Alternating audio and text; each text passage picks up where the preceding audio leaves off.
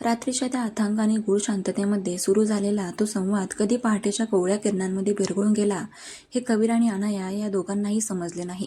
स्क्रीनवर उमटणारे ते एक एक शब्द दोघांच्याही मनावर नकळतपणे एक वेगळीच जादू करत होते. कबीर ज्याने गेले अनेक वर्ष आपल्या भावनांना एका बंदिस्त कपाटामध्ये कुलूप लावून ठेवल्या होत्या, आज त्याला कोणीतरी आपल्या मनाचे ऐकणारे भेटले होते. तर अनया, जिच्या उथळ आणि बडबड्या स्वभावामागे एक हळवं कलासक्त मन दडलेलं होतं, तिला तिच्या भावनांची कदर करणारा एक समजूतदार मार्गदर्शक गवसला होता. पण इथे इंटरनेटच्या या अथांग जगामध्ये अनया स्पार्क्स नक्की कोण आहे याची कबीरला पुसटशीही कल्पना नव्हती.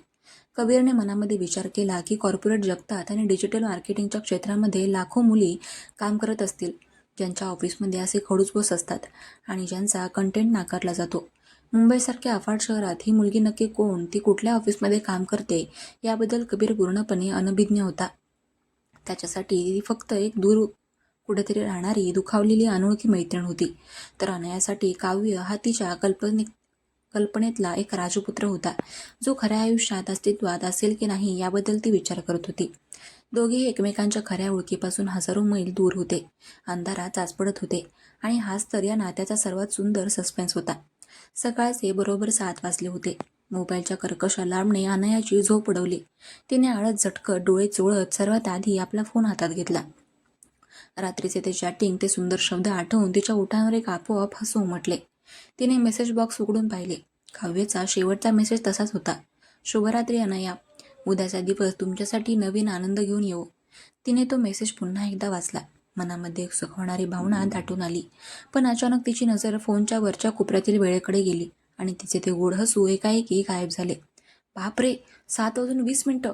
आज जर पुन्हा लेट झाले तर तो खडूस कबीर मला कच्चा चगळेल. काल आधीच माझं प्रेझेंटेशन रिजेक्ट केले. आज जर उशीर झाला तर तो नक्कीच माझा अप्रेझल थांबवून टाकेल. ती ताडकन बेडून उठली आणि आवरावर करण्यासाठी बाथरूमच्या दिशेने धावली. दुसरीकडे कबीर आपल्या पांढऱ्या शुभ्र अत्यंत आधुनिक आणि टापटीप बेडवरून उठला होता. त्याचे घर नेहमीप्रमाणेच अत्यंत शांत शिस्तबद्ध होते. कुठेही कपड्याची घडी विस्कटलेली नव्हती की पुस्तके विखुरलेली नव्हती. त्याने खिडकीचे जड पडदे बाजूला केले. रात्रीचा तोच मुसळधार कोसळणारा पाऊस आता थांबला होता, पण रस्त्यांवर पाण्याचे साचलेले डबके, झाडांच्या पानांवरून टपकणारे थेंब आणि हवेतला तो ओलावा तसाच होता. कबीरने गॅलरीमध्ये येऊन 2 मिनिटे डोळे बंद केले. थंड हवेची एक झुळूक त्याच्या चेहऱ्याला स्पर्श करून गेली.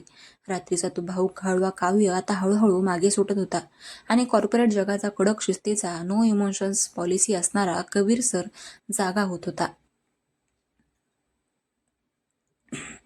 त्याने आरशासमोर उभे राहून आपली दाढी अत्यंत अचूकपणे ट्रिम केली. कडक इस्त्री केलेला गडद निळा शर्ट आणि काळी फॉर्मल पॅन्ट परिधान केली. गळ्यामध्ये काळ्या रंगाचा टाय बांधताना त्याच्या चेहऱ्यावर पुन्हा एकदा तोच गंभीर, अलिप्त आणि कठोर भाव वेधला गेला. आरशामध्ये स्वतःकडे पाहत तो कडक आवाजामध्ये स्वतःशीच म्हणाला, कामाच्या ठिकाणी भावनांना जागा नाही कबीर. आज नवीन क्लायंटची खूप महत्त्वाची मीटिंग आहे. काल अनयाने दिलेला कंटेंट जरी भावनिक असला तरी मला आज बिझनेस हवा आहे. सगळं काही परफेक्टच झालं पाहिजे. ठीक 9 वाजायला 5 मिनिटं बाकी असताना कबीरची आलिशान कार ऑफिसच्या पार्किंगमध्ये येऊन उभी राहिली. तो अगदी रुबाबामध्ये एका हातात महागडी लॅपटॉप बॅग घेऊन आणि दुसऱ्या हाताने कोटाची बटणे नीट करत लिफ्टमधून 15व्या मजल्यावर पोहोचला. ऑफिसमध्ये त्याचे पाऊल पडताच तिथले गजबजलेले वातावरण नेहमीप्रमाणे एकदम शांत झाले. जे कर्मचारी मगाशी हसत खिदळत गप्पा मारत होते ते आता आपापल्या कॉम्प्युटर स्क्रीनकडे पाहून जोरात कीबोर्ड टाईप करू लागले. कबीरची तीक्ष्ण नजर नकळत अनयाच्या डेस्ककडे गेली. ती तिथे बसली होती, पण तिची अवस्था अजूनही धावपळीची दिसत होती. तिचे केस वाऱ्यामुळे थोडे विस्कटलेले होते. ती घाईघाईने आपली फाईल उघडत होती आणि लॅपटॉप सुरू करण्याचा प्रयत्न करत होती. कबीरने काही न बोलता एक थंड नापसंतीची नजर तिच्यावर टाकली आणि तो सरळ आपल्या केबिनमध्ये निघून गेला. अनयाने हळूच मान वर करून पाहिल्याने एक मोठा सुस्कारा सोडला. आलीच वारी. आज निळा शर्ट घालून आलेत. स्वतःला खूप मोठे मॉडेल समजतात की काय?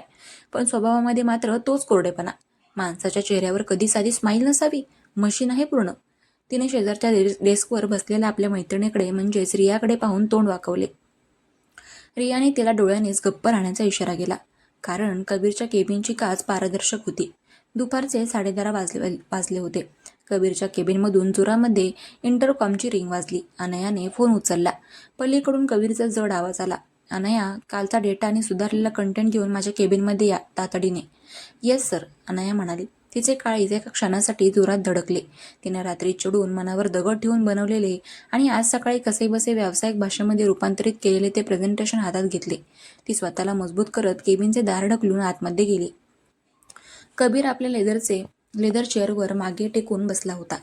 त्याचे दोन्ही हात टेबलवर एकमेकांमध्ये गुंफलेले होते आणि डोळ्यांवरचा चष्मा त्याने नाकाच्या शेंड्यावर थोडा खाली सरकवला होता, ज्यामुळे त्याची नजर अधिकच तीक्ष्ण वाटत होती. बसा अनया, कबीरने अत्यंत संथ पण कंपनाविरहित आवाजामध्ये सांगितले. अनया खुर्चीवर बसली आणि तिने टॅबलेट त्याच्या समोर ठेवला. सर, तुम्ही काल सांगितल्याप्रमाणे मी कंटेंट पूर्णपणे बदलला आहे. यामध्ये मी भावनिक शब्द पूर्णपणे काढून टाकले आहेत आणि जे सेल्सचे आकडे आहेत ते बिझनेस टोन आहेत त्यांचा वापर केला आहे. कबीरने टॅबलेट हातात घेतला आणि फाईल स्क्रोल करायला सुरुवात केली. केबिनमध्ये फक्त कबीरच्या बोटांचा स्क्रीनवर होणारा आवाज आणि एसीचा संत गुंजन ऐकू येत होतं. अनया उत्सुकतेने आणि थोड्या भीतीने त्याच्या चेहऱ्यावरील भाव टिपण्याचा प्रयत्न करत होती, पण कबीरचा चेहरा म्हणजे एक न उकलणारे कोडे होते. कबीरने संपूर्ण प्रेझेंटेशन पाहिले. त्याला कंटेंट आवडला होता. तो अगदी व्यावसायिक आणि अचूक होता, पण त्याचवेळी कबीरच्या आतल्या सुप्त मनाला कुठेतरी जाणवले की हा कंटेंट खूप निर्जीव आहे. त्यामध्ये कालची कलामकता नाही, पण एक प्रोफेशनल बॉस म्हणून त्याला हेच हवे होते. त्याने टॅबलेट टेबलवर ठेवला आणि चष्मा काढून बाजूला ठेवला. दिस इज व्हॉट आय वॉन्टेड. अनया, हा कंटेंट अगदी टू द पॉइंट आहे. यामध्ये कोणताही फालतू ड्रामा नाहीये. So good job. हा डेटा क्लायंटला पाठवण्यासाठी परफेक्ट आहे. आज संध्याकाळी या प्रोजेक्टची एक महत्त्वाची मीटिंग आहे आणि त्यानंतर ऑफिसच्या कॅफेटेरियामध्ये एक छोटी सेलिब्रेशन पार्टी ठेवली आहे. टीम लीडर म्हणून मला माझ्या विभागातील प्रत्येक व्यक्ती तिथे हवी आहे. सो तुम्ही तिथे वेळेत उपस्थित राहा. ठीक आहे सर, मी येईन. अनयाचा आवाज शांत पण कणखर होता. ती खुर्चीवरून उठली. तिने टॅबलेट घेतला आणि केबिन बाहेर निघून गेली. तिचा पूर्ण दिवस अत्यंत अस्वस्थतेत गेला. कबीरने केवळ कामापुरतं कौतुक केलं, पण तिच्या कल्पकतेचा आदर केला नाही, याचे तिला वाईट वाटले.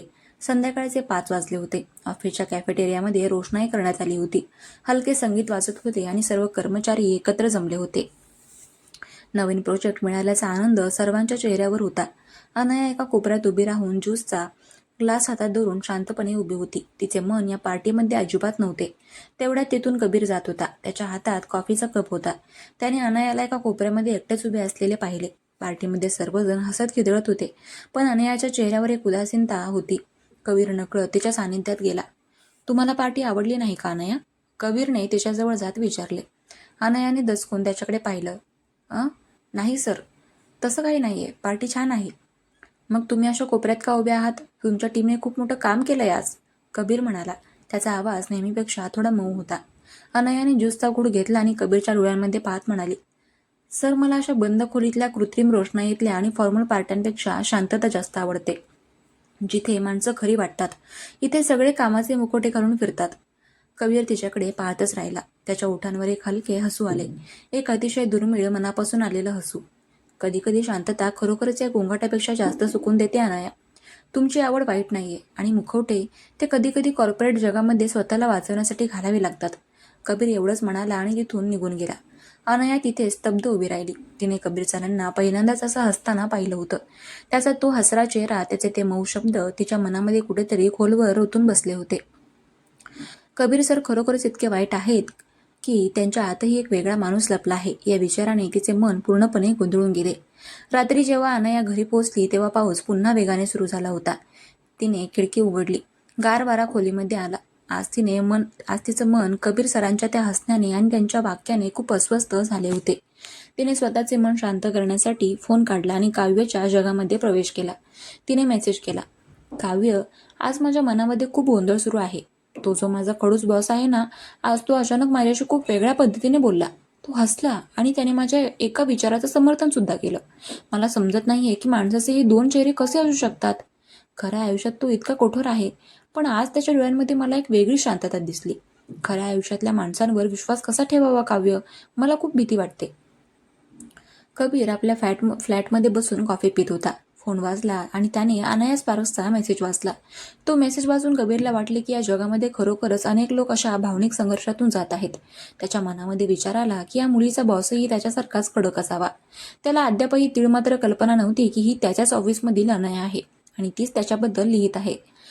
कबीरने आपले विचार मांडत मेसेज टाईप केला.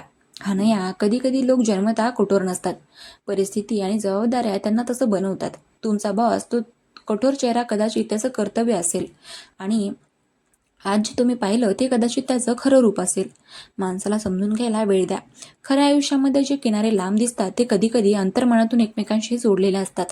तुम्ही तुमच्या बॉसचा द्वेष करू नका. कदाचित परिस्थितीने त्याला तसं बनवलं असेल. अनयाने खिडकीपाशी बसून तो मेसेज वाचला. कवीच्या त्या समजूतदार शब्दांनी तिच्या मनामध्ये पुन्हा एकदा फुंकर घातली. 2 ओळखी, 2 वेगळी मने आणि एक न उकललेले गुपित या धुकामध्ये हरवलेल्या चेहऱ्यांची ही गोष्ट आता एका अत्यंत रंजक वळणावर आली होती, जिथे दोघेही एकमेकांच्या खऱ्या अस्तित्वाची जाणीव नसताना एकमेकांच्या नकळत जवळ येत होते.